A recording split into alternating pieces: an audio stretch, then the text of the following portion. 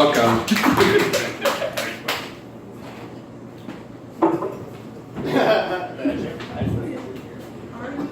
Good stuff. Yeah, are you gay? Because every time I go to Swizzles, I get a lot of attention that I don't want. So, like, clearly something's good about me on that community. Wow, there's a lot of echo on that one. I think I have something in common with Alice there. I was also attacked by an ermine when I was in England. Ermine's like a giant ferret. It was really terrifying. My great uncle owned some. Clearly very funny, she spilled her drink everywhere. So I've been tense lately. Thinking of getting a massage to relax.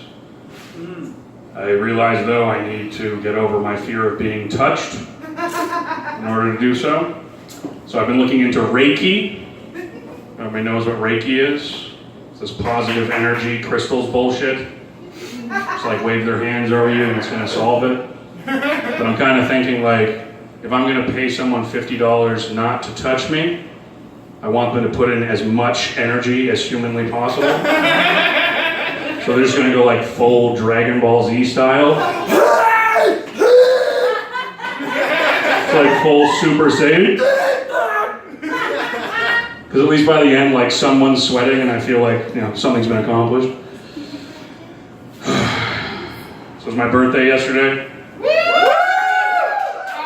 How old are you? 33. That's gonna start a joke, so you don't have to scream that out. 33, yeah, it's my Christ year. That's right. So if any of you don't enjoy my jokes and you don't give me praise or laughs, I will come back more strong than you can even imagine. Sorry, wait, that's Obi-Wan Kenobi. These are the jokes you like. Zach is funny. Yeah. As much as I like to tell people it's my Christ year, my biblical knowledge is solely from The Simpsons.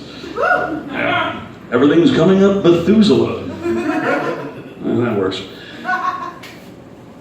So getting older, I'm realizing I'm kind of running out of time to change this. I'm not just talking about like weight, I'm talking like style. You only have a few times in your life you can really reinvent yourself, switch the style up. I think 40 is like the max. Can't do it past that point. You know, when we grow up, we have all these moments where we kind of do it. In high school, for instance, I was a chubby stoner, fond of Hawaiian shirts. Wasn't very good camouflage in the woods, even though I seem to think it was. It was a different time. The weed was not legal. Kia's grown up in a different time. Undergrad, started flirting with fedoras and color coordination, and insisting that everyone call me Raya. Sadly, a true story. It was. Yeah. My roommate was Zach. My roommate was named Zach. It worked out perfectly. We had to distinguish. I was a real douchebag. Come grad school, I started wearing blazers and khakis, and I subscribed to The Economist because I really wanted to inflate my own sense of self-importance just a little bit more. But then I realized, you know, you got to retire sometime. You got to just go with what works with existing styles. So I started investing in gut-hiding flannel, courtesy of the Gap or the Bay, if we're feeling fancy. Because, you know, 50 told me, go ahead and switch the style up.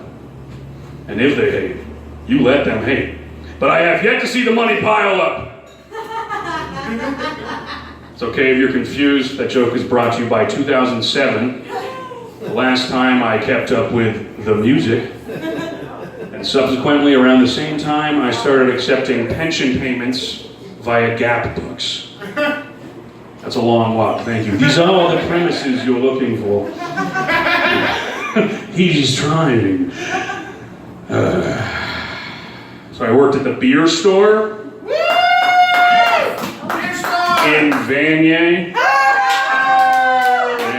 Yeah, thank God not anymore. Located at North River and Montreal Road, conveniently adjacent to the Ottawa Recovery Clinic. Because there's nothing like a fresh, frosty Laker ice to wash the taste of methadone out of your mouth. Open at 10 a.m. Yeah. As much as I was called a customer service representative, I didn't learn too much about customer service. I did learn patience. You have to have it when you're dealing with inebriates. People screaming at you, breaking bottles, pissing themselves in the lobby, and then threatening to kill you because they've been drinking sherry for 48 hours straight. Yeah, oh, it happens. You don't learn much about customer service though, especially when your coworker is literally barking at customers.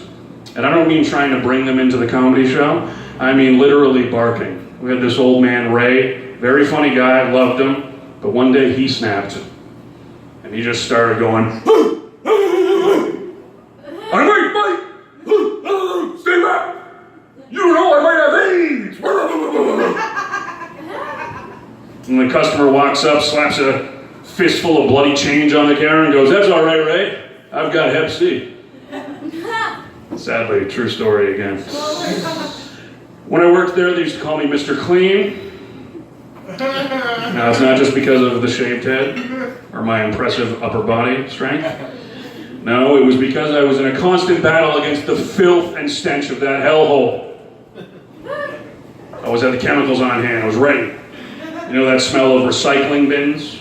Especially like big industrial size. Just all that rancid stuff mixing together. Take that, multiply it by 10, and then add in the general filth that's coming off the customers. Stale beer, musty clothes, cigarette butts, sprinkle a little cat piss, and you got poverty perfume. Desperation, addiction, and obsolescence, with hints of native smokes, old Milwaukee ice, and a dash of feline musk. Misery, by Hugo Boss. All right, I have one. I know I got the light from Chris. Hold your horses. I don't have a guitar to save me tonight, okay? I had to do it. I was holding it back. So Brunei was in the news a while back. Does anybody know what Brunei is? It's okay if you don't. It's an Islamic monarchy located in Southeast Asia. First time I told this joke, a man, an old white guy who's like 65, back of the room, yells out, full of Muslims! That was before I said Islamic. So I don't know if I should be insulted for Muslims or impressed with this guy's knowledge of demographics in Borneo.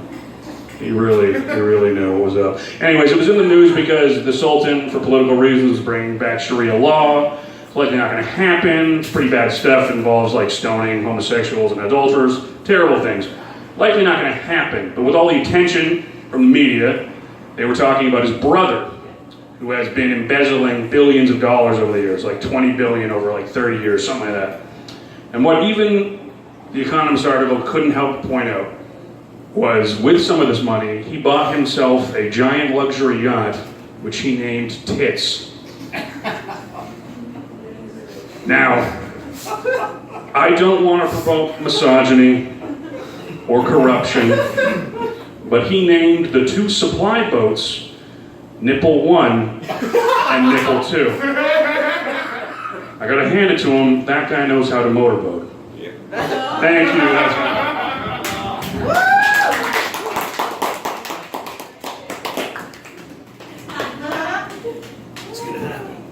Zach to Bill, everybody!